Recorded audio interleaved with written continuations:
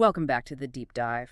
Today we are focusing on a figure who occupies this very strange, very specific corner of the cultural psyche. Hmm. For a huge chunk of the population, and maybe even for you listening right now, the name alone might trigger a phantom sensation in your thumbs. Oh, yeah. You might hear the faint sound of a ska punk horn section or that distinct digital crunch of urethane wheels hitting pixelated pavement. It's a name that brings up low poly graphics and a PlayStation controller just as much as it brings up images of an actual human being on a wooden board. It's almost Pavlovian for a certain generation. Exactly. We are talking, of course, about Tony Hawk, but here's the hook, and this is what I find so endlessly entertaining about him. The great paradox. It is. We are talking about arguably the most famous skateboarder in history, a man whose name is literally the title of a billion-dollar video game franchise. Right. The name itself is a brand. And yet, if you look at his social media, his modern existence, his reality in 2026 is defined by these viral moments where people in public simply do not believe he is who he says he is. It's fascinating. He's reached a level of fame where the idea of Tony Hawk, the brand, the avatar, has almost eclipsed the man himself. Yeah. He's become this symbol that people can't reconcile with the middle-aged guy standing in front of them at the TSA checkpoint. Right. He's the do I know you guy. Yeah. But today our mission is to push past the memes. We want to push past the video game cover art. Definitely. We want to understand the trajectory of this person from a hyperactive child prodigy in San Diego to a guy who redefined a sport, built a literal business empire, and somehow became a global ambassador for skate culture. And we've got a really rich stack of sources to work with today. We're pulling from his biography, his career statistics, which are, frankly, staggering. It really His filmography and details on his business ventures leading all the way up to early 2026. So let's unpack this. Because before he was the guy on the video game box, he was just a kid in San Diego, Anthony Frank Hawk, born in 1968. And if you look at the descriptions of him as a child, the word that comes up over and over again is hyperactive. Right. And we have to remember, in the late 60s and early 70s, that wasn't necessarily a clinical diagnosis with a clear treatment plan like it might be today. It was just a description of a kid who had way too much energy and nowhere to put it. He was described as difficult, intense. A demon by some accounts. Yeah. His own mother called him that. A demon. And there's this one story that I think perfectly captures his personality before he found skating. Oh, the baseball story. The baseball story. He was playing Little League, young Tony Hawk. He strikes out, standard kid failure, right? Happens to everyone. Yeah. But instead of just walking back to the dugout or, throwing his helmet, he is so distraught, so overwhelmed by the failure that he runs off and hides in a ravine. A literal ravine. It's not a metaphor. A ravine. Mhm. His dad literally had to go down there and coax him out. It sounds funny now, but it points to this intense, almost crippling perfectionism. No, absolutely. He wasn't just energetic. He was emotionally sensitive and incredibly hard on himself. He couldn't handle the imperfection of striking out. And that perfectionism is the key to understanding everything that comes later. It really is. And it makes sense when you look at the turning point in his childhood. His parents, trying to figure out what was making him tick, why he was hiding in ravines, had him psychologically evaluated at school. They probably expected a behavioral issue or a learning disability, something like that. Exactly. Instead, the results came back, and they were told Tony was gifted. And we aren't talking just smart. We're talking about an IQ of 144. Which is exceptionally high. That puts him in the 99th percentile. It's genius territory. So the school advisors immediately recommended advanced classes. They wanted to channel that intellect into traditional academics, engineering, calculus, that sort of thing. But here is where the story pivots. His brother Steve handed him a blue fiberglass banana board when he was 9 years old. And that intellect, that high IQ. It didn't go into a textbook. It went into the physics of a half-pipe. I love this angle because people often think of skateboarding, especially in the 70s and 80s, as this gritty, punk rock, rebellious thing. Which it was, for sure. But for Hawk, it seems like it was almost a math problem. He was solving for X. Precisely. Hmm. If you watch how he skated, even early on, it wasn't just physical. It was geometry. It was calculating trajectories. That gifted mind allowed him to visualize rotations and lines that other kids just weren't seeing. He was engineering his way through the ramp. And his parents supported it, which was huge. It was. They saw it as an outlet for that excess energy that was driving them crazy. So they built him a ramp in the backyard. They were all in. And because of that support and that brain, he ascended with frightening speed. Frightening. is the right word. He gets the board at 9. By 12, he is dominating amateur competitions. By 14 years old, he turns professional. That is 1982. To put that in perspective, most 14-year-olds are struggling to navigate middle school social hierarchies or pass algebra. Tony Hawk was signing contracts with Powell Peralta, Tracker, and Vans. He was entering the workforce as a professional athlete before he could legally drive. And he was buying real estate. This is a detail that just blew my mind. He bought his first house during his senior year of high school. Using money earned from skating. Imagine being a senior in high school. Everyone else is worrying about prom dates or college applications, and you are sitting in a title office closing escrow on a house. It's a completely different reality. Yeah. And he was already breaking into the mainstream media, too. He appeared on Captain Kangaroo in 1981. As Skateboard Johnny? Skateboard Johnny. That sounds like a generic background character in a bad B movie. It does, but it shows that he was already the face of the sport, even as a child. He was the ambassador before he even realized it. But we need to move into his prime, because while the child prodigy story is impressive, what happened between 1983 and 1999 is what turned him into an absolute machine. Yeah, this is where the legend is forged. Section 2, the competitive machine. I want to look at the numbers here because they are absurd. I feel like in sports conversations we talk about Jordan or Gretzky or Serena Williams. We need to talk about Hawk in that same breath regarding dominance. The statistics bear that out, 100%. By the time he was 25, Tony Hawk had entered 103 professional contests. Okay, 103 contests. He won 73 of them. 73 out of 103. That's over a 70% win rate in a sport where you can get seriously injured on any given run. And it gets crazier. He placed second in 19 others. So in 103 contests, he was in the top 92 times. That is barely statistically possible. That's a video game stat line before the video game even existed. And consider the National Skateboard Association, the NSA. He was the vert champion for 12 consecutive years, from 1983 to 1995. So what does this all mean? It means for over a decade, if you showed up to a vert contest, you were competing for second place. Exactly. The top spot was his. And we have to discuss the mental fortitude required for that. Skateboarding is not like tennis or golf, where if you mess up a swing, the ball goes out of bounds and you lose a point.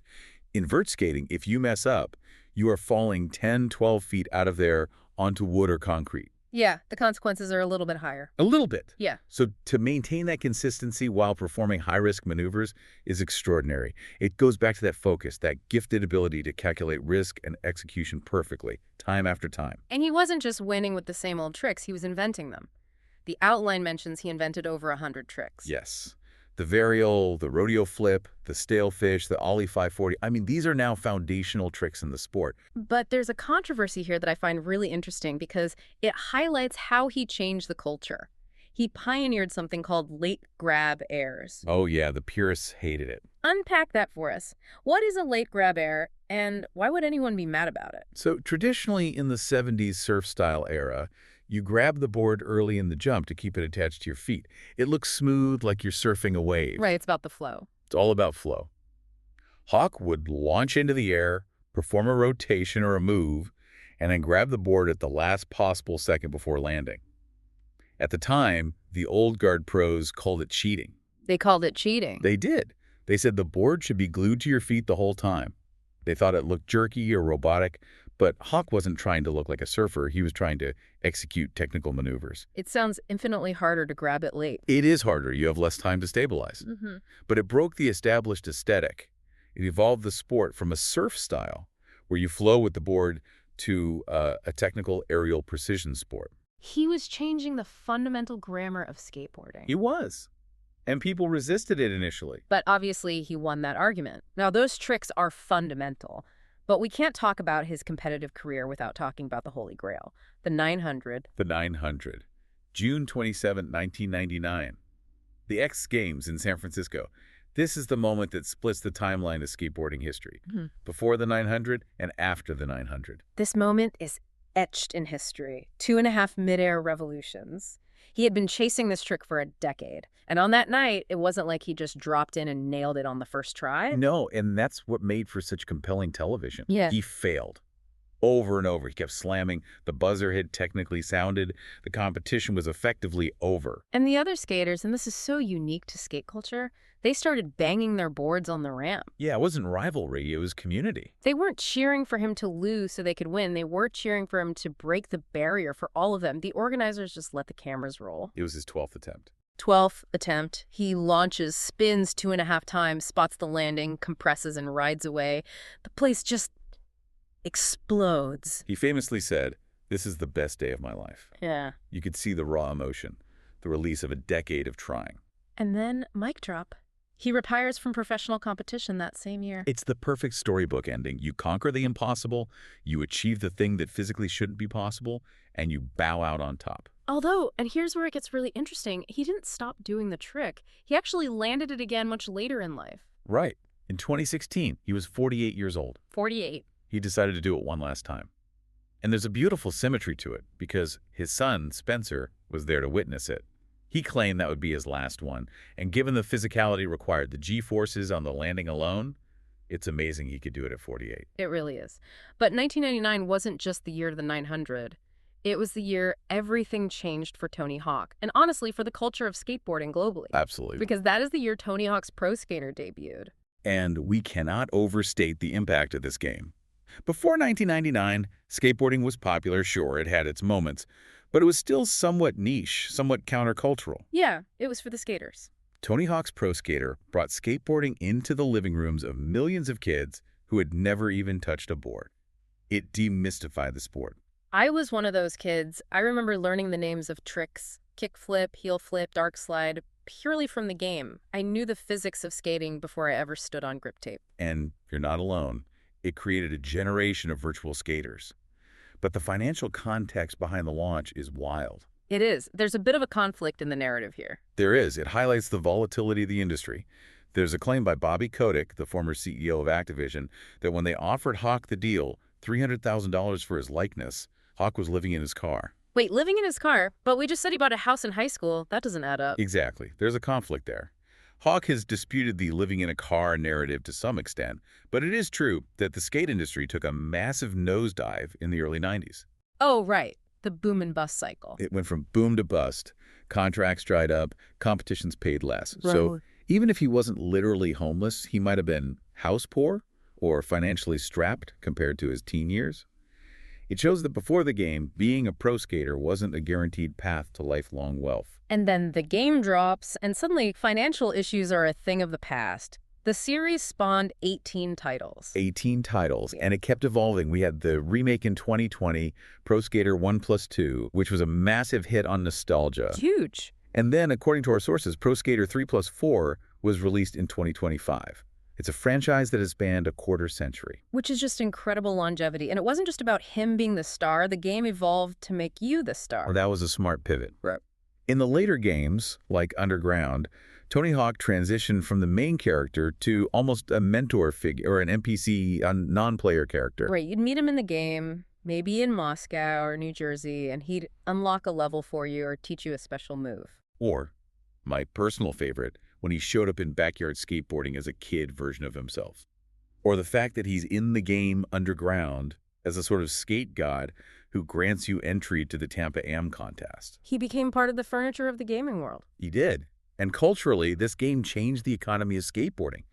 Suddenly, bands that were on the soundtrack, Goldfinger, Rage Against the Machine, Dead Kennedys, Millencolin, were getting massive exposure. Oh, that soundtrack was legendary. Kids were buying the albums. Skater brands that were featured in the game saw sales explode. It was a cultural phenomenon that extended far beyond the console. It was a stimulus package for the entire alternative culture. It really paved the way for him to become this pop culture omnipresence. Which brings us to section 4, Hollywood, pop culture, and the meme. Because if there was a camera rolling in the 2000s, Tony Hawk was probably in front of it. It's hard to find a show he wasn't on. But his film work actually goes back way further. He was a stunt double for Josh Brolin in the movie Thrashin' back in 1986. Wow, Brolin, I forgot about that. And he doubled for Will Ferrell in Daddy's Home in 2015. He did. Which sounds funny, Tony Hawk doubling for Will Ferrell, but he actually got injured doing that, right? He did. He required 10 stitches in his leg from a scene in that movie. It reminds you that even when he's doing a comedy, The skating is real and the danger is real. He doesn't dial it back just because it's a Hollywood set. No, absolutely not. And the cameos. Police Academy 4, Gleaming the Cube. XXX. My favorite is Lords of Dogtown. He plays an astronaut who tries to skate and falls off the board. That's perfect. It's this wonderful bit of ironic humor, the best skater in the world playing a guy who can't skate to save his life. And we have to mention The Simpsons. Of course. The episode where he has a skate-off with Homer, he was one of the few guest stars who played himself, which is a status symbol in itself. If you're playing yourself in Springfield, you have reached a different tier of celebrity. No question. And then reality TV came calling. He was on The Masked Singer in 2020. As the elephant. The elephant. And he was the first one eliminated in his group. Which proves that being a skate god does not necessarily translate to vocal prowess. Apparently not. But this all feeds into the do I know you phenomenon we touched on at the start. I love this stuff so much. Me too. He posts these stories on X, formerly Twitter, about these encounters. It happens constantly. He'll be at a coffee shop, and the barista will read the name on the credit card and say, "Oh, Tony Hawk, like the skater." And Tony just says, "Yeah, exactly like him." Or the time a TSA agent told him, "You look like Tony Hawk," and Tony said, "I am." And the agent just went, I wonder what he's up to these days. To his face. To his face. There's a deeper sociological point here. It speaks to how we age our heroes. In the public imagination, Tony Hawk is forever 25, spinning in the air on a PlayStation screen. That's so true. When people see a 50-something-year-old man, their brains can't bridge that gap. The avatar is more real than the person. He has, as one writer put it, inexorably slid out of cultural relevancy in a way that he just finds hilarious. He really does seem to have a good sense of humor about it. He doesn't get offended. He shares it with the world. But his attention to detail, that perfectionism, still flares up. We have to talk about the emoji saga. This is a great example of his gifted perfectionism coming back out. It's fantastic. In 2018, the standard emoji set released a skateboard. And Tony Hawk looked at it and essentially said, "This is garbage." He called it a department store board from the 80s. Which is the ultimate insult in the skate world. It implies cheap, mass-produced junk that doesn't function. It's not a real board. It's not a real board. But instead of just complaining, he worked with the designers. If you look at the skateboard emoji on your phone right now, especially if you have an Apple or Samsung, it resembles his actual board setup. 60mm wheels, the grip tape, the truck placement. He fixed it for everyone. That is legitimate influence. You know you've made it when you are editing the global language of emojis. Right. But maybe the pinnacle of his ambassador role was his visit to the White House. June 2009, Father's Day celebration. He was invited by President Obama. And he didn't just shake hands and take a photo. No, he skated. He skated down the hallways of the old executive office building. He was the first person ever to skateboard on White House grounds with permission. Imagine the Secret Service briefing for that. Sir, the subject is approaching the West Wing on a deck. It symbolized how far the sport had come. From backyard empty pools and running from the cops in the 80s to being invited to perform in the halls of power. It was the ultimate validation. So we have the athlete, the video game icon, the cultural meme. But we also need to talk about the businessman, because Tony Hawk isn't just a skater. He is a brand. And a savvy one. He started his own skateboard company, Birdhouse, very early on. That has been a staple of the industry for decades. But he is diversified in ways you really wouldn't expect. Like fast food. Like fast food. In 2025, he opened a restaurant called Chicken Hawk in Encinitas, California. Chicken Hawk, I see what he did there. It's clever. It's a chicken sandwich spot that pays homage to skate culture. It shows he's still looking for new avenues, even in hospitality. But perhaps his most prescient financial move was one he made way back in 2012. Oh, this is a good one. He was so early on this. He invested in Bitcoin in 2012. 2012. That is ancient history in crypto years. Bitcoin was trading at what, a few dollars? Pennies, basically.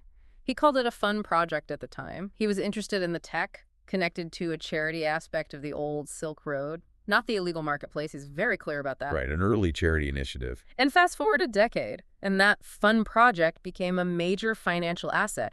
It just speaks to his willingness to embrace new tech, whether it's video games in '99 or crypto in 12. He spots trends. He's always looking around the corner. But I think the venture that defines his legacy more than the money is the philanthropy. We need to talk about the Skatepark Project. Formerly known as the Tony Hawk Foundation. He founded this in 2002. And the mission was very specific. addressing the lack of safe, legal skate parks in underprivileged areas. Because, as we said in the old days, if you were a skater, you were a nuisance. You were skating on curbs, in parking lots, getting chased away by security guards. Right. And Hawk understood that kids needed a place to go. By 2018, the foundation had awarded over $5.8 million. Wow. And they have aided in 596 skate park projects. Nearly 600 parks. That is thousands and thousands of kids who have a safe place to play because of this, a place to channel their own energy. And it was recognized by the health community, too. In 2015, he received the Robert Wood Johnson Sports Award for building a culture of health.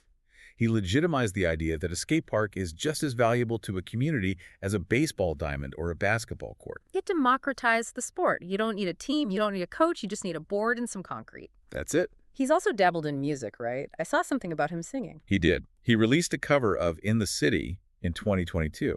And more recently, in 2023, he performed Superman live with the band Goldfinger. Superman. That is the anthem of the first pro skater game. If you played that game, you can hear the opening riff in your head right now. So here I am doing everything I can. It was a full circle moment. The crowd apparently went absolutely wild. I bet. Okay, so we've covered the career, but I want to get a little personal here in Section 6. Because behind the brand, there's a guy who has lived a lot of life. He has. And his personal life has had its complexities. He's been married 4 times. Sydney Dunbar, Aaron Lee, Lud C. Merriam, and currently Catherine Goodman.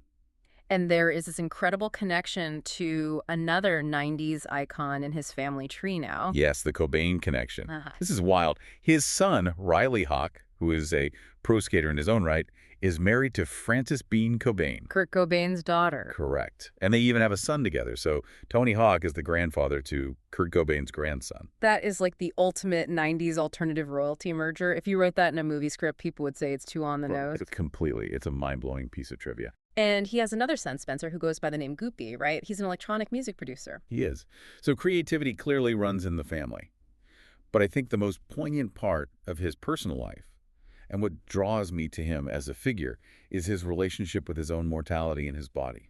This brings us to the documentary Until the Wheels Fall Off. That title is not just a metaphor. Hawk is approaching his late 50s. He was born in 1968. And he is still skating. And not just cruising around a bowl. He went back to the X Games in 2021. He did. He briefly unretired to compete in Best Trick. He finished 4th at age 53. That is absurd. Most 53-year-olds hurt their back sleeping wrong. He is dropping into a vert ramp and throwing tricks against 20-year-olds. But the documentary highlights the cost. Yeah. The injuries, the concussions, the broken femurs. There's a scene where he is trying a trick over and over, slamming into the concrete, screaming in frustration, primal screams. Right. And his family is watching from the sidelines with this look of terror and exhaustion. They want him to stop, but they know he can't. It goes back to that kid in the ravine, doesn't it? It does. It's that same compulsion, the 144 IQ, the hyperactivity, the perfectionism. He cannot stop. He isn't just a businessman who used to skate. He's a lifer. He will skate until the wheels literally fall off. It creates this image of him that is actually quite complex. He isn't just the happy-go-lucky guy in the memes. He is driven by something pretty intense. And that intensity is what allowed him to survive. Think about it.